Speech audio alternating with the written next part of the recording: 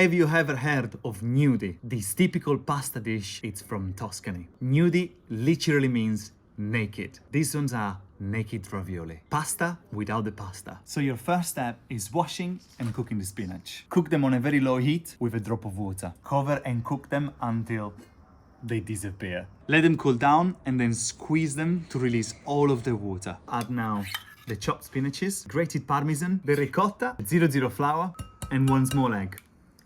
Pinch of salt and black pepper. Mix it all together. Add quite a lot of semolina into a tray. Now wet your hands with a little bit of water and we're gonna start making the gnudi. Take a little ping pong sized bowl, just like this, and place them on top of the semolina. And roll them so they are all coated.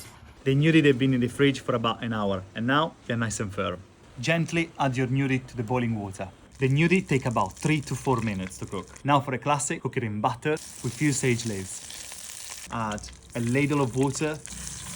Now add the gnudi straight into your pan. Gently stir them until you get nice creamy sauce. Then go in with the lemon juice. Time to plate up. Now go in with that creamy butter sauce. If you wish, a little bit more parmesan on top. Just a few simple ingredients that make this peasant food absolutely delicious.